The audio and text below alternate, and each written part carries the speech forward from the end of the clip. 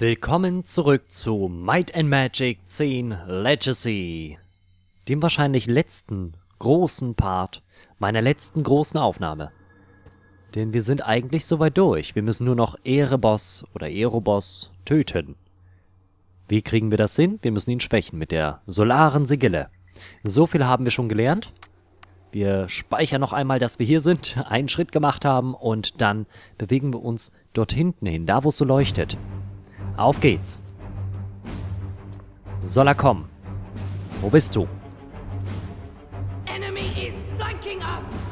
Ach, von da wieder. Alles nicht so wild. Gut, hier haben wir Ruhe. Einmal hochheilen. Auf geht's. Und wenn schon, ist doch nicht so schlimm. Ach, er steht wieder direkt hinter uns. Dann können wir uns wieder nicht bewegen. Das ist doch... Zum Heulen mit dir. Das kann ich dir sagen. Wir müssen nur versuchen, ihn auf die Hälfte runterzukloppen. Dann geht das schon. So, da müssen wir hin. Was willst du denn? Na also. Weiter geht's. Er will uns da nicht hinlassen. Wir sind ihm einfach zu lästig. Aber das hat er ja schon mal erwähnt. Was ist hier los? Ach, da hinten ist schon wieder einer. Okay. Ehre-Boss haut ordentlich zu. Das finde ich nicht gut.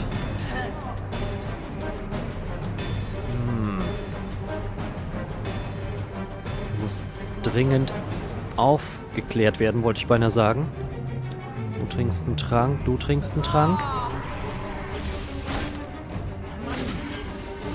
Sie ist tot, aber das ist nicht schlimm. Durin, Auferstehung. Auf Rasja. Hast du das jetzt nicht gemacht? Nee. Warum machst du das nicht auf... Ach so, du bist verwirrt wahrscheinlich. Ihr seid beide verwirrt. Oh, das gibt's nicht.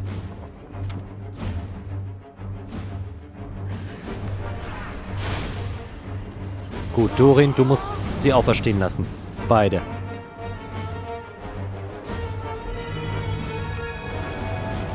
Okay, noch lebt aber. Aber trinkt jetzt erstmal einen Trank. Ehre-Boss ist weg. Das ist gut. Irgendwie auch wieder nicht. Du wirst sie auferstehen lassen. Du heilst. Du... Nein, jetzt habe ich es weggeschmissen. Wo ist es hin? Einzelheilung. Wieder rein. Das. Und du trinkst einen Trank. Okay, einer hat sich schon mal dazwischen gestellt, dann ist nicht so viel los. Wir müssen die bloß loswerden. Okay, Heilung. Du musst dringend entwirrt werden. Trink einen Trank. Sehr gut gemacht. Level up. Wunderbar. Magie aufheben. Du kriegst jetzt erstmal ganz viel dazu. Wovon auch immer. Kriegsführung. Bestätigen. Dann bekommst du 1, 2, 3 auf Macht und Vitalität. Gut. Jetzt müssen wir euch loswerden. Erstmal gehe ich nicht zu dir hin, weil das nicht geht. Dich schießen wir ab.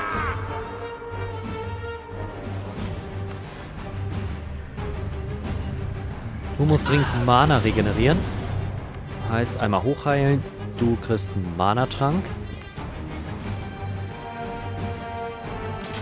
Schuss. Eigentlich hätte ich dich heilen lassen müssen.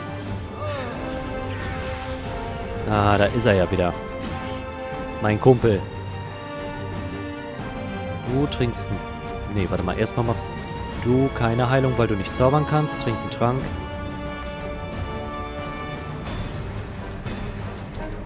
Mach du mal Magie aufheben. So. Ja, ist nicht schlimm. Alles gut.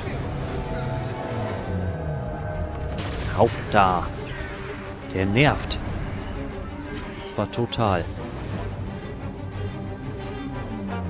Will ich riskieren, dass Melina untergeht? Ja, will ich.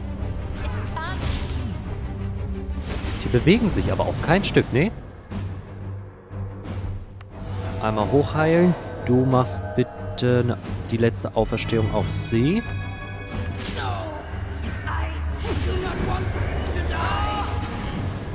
Ja, ich hoffe ja, dass ihr nicht sterben werdet. Wisst ihr was? Trinkt alle einen Trank. Kleiner Lebenstrank, mittlerer Lebenstrank. Oh, ist er schon wieder da oder was? Nee, aber schießen ja 3 Stück auf uns hier. Weg mit dem.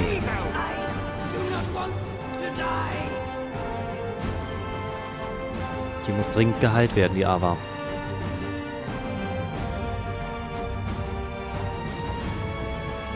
So. Der Boss ist wieder da. Und Arva ist tot. Das ist nicht schlimm. Du darfst sie auferstehen lassen.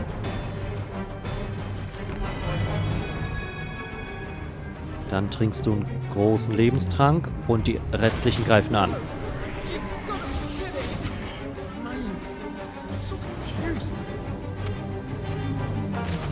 Ja, sehr schön.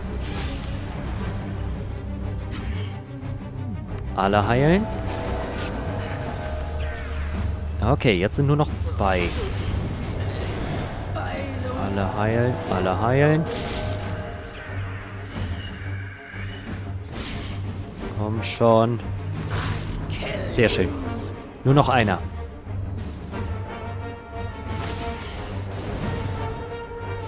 Gut, du trinkst einen Trank. Melina, Rasja kann ja schon mal Magie aufheben. Und ihr schießt schon mal, wenn wir sowieso gerade hier stehen.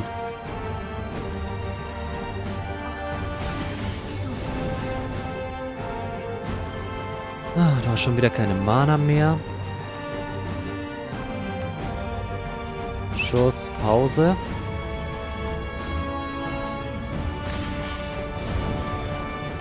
Massenheal, Schuss.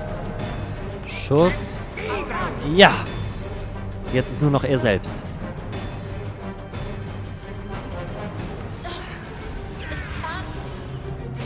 Da ist er ja. Sehr gut. Massenheilung. Du schießt einfach. Okay, jetzt sind wir wenigstens los. Geht nicht anders. Wir müssen noch einmal Magie aufheben. Du trinkst einen Trank. Pause, Pause. Und die Musik verschwindet. Dieser Altar sieht aus, als sei er aus dem Wrack des Engelsschiffs gefallen, das sich weiter oben in die Felsen gebohrt hat. Die solare Sigille passt perfekt in die Höhlung. Jetzt braucht ihr nur noch den richtigen Namen anzurufen. John Morgan?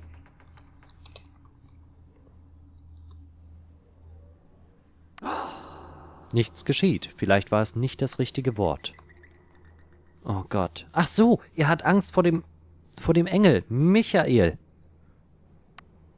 Über euch erwacht das uralte Schlachtschiff zum Leben.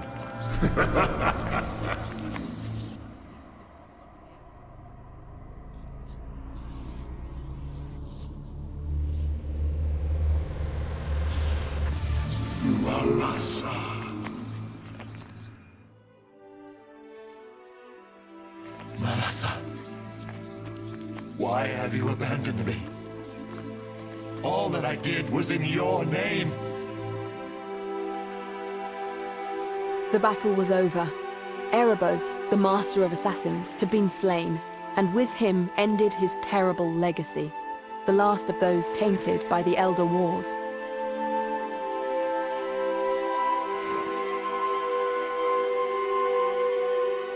Only one last thing remained to be done.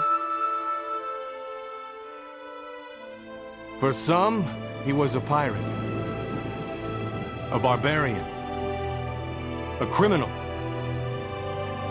He was all of these things, But yet he was so much more.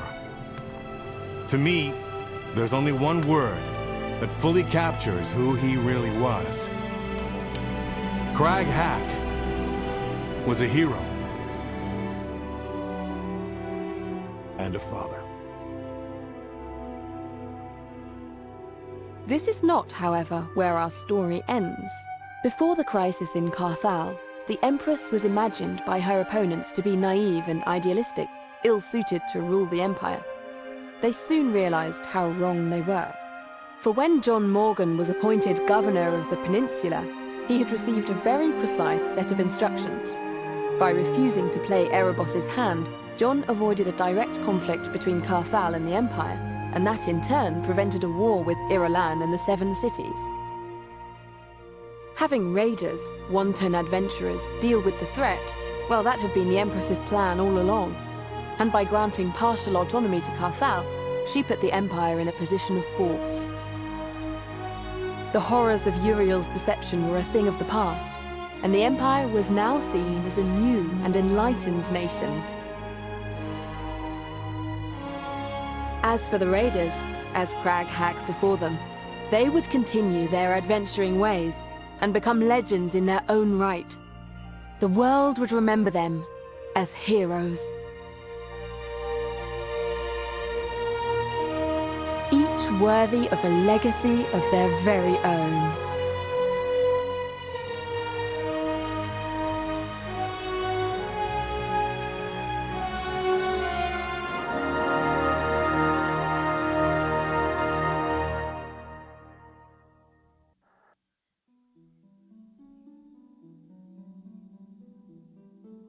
True to their promise, the raiders brought Owen's ashes to Carthal's Chapel of Elrath, so that he could finally rest in the city of his birth.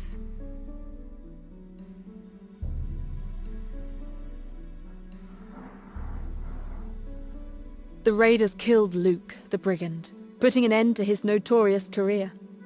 Maybe he would find peace in the next life.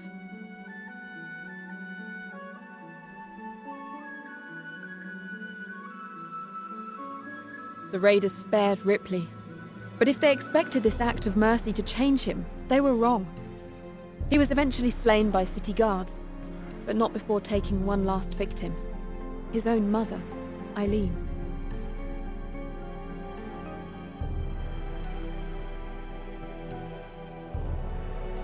Could Kirk have redeemed himself? Maybe, maybe not. The raiders made him answer for his crimes and sent him on to the dragons.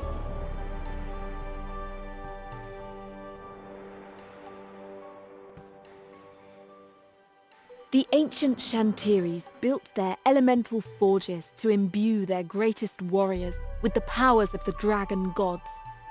For the first time in centuries, in the heart of the Forge of Spring, the 6 dragons chose new champions.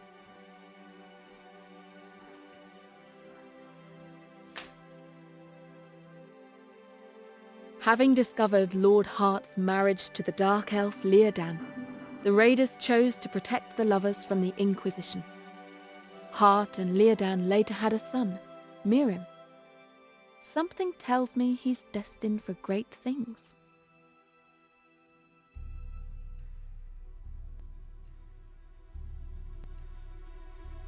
His bestiary completed, the strange man known as Jasad Atqua left the peninsula.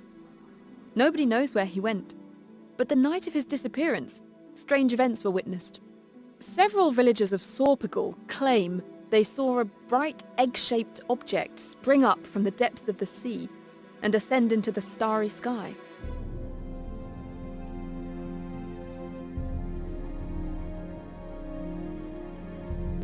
While the raiders were not able to save the knight Mombar from his madness, they did fulfill his dying wish by finding his long-lost daughter, Rosalie.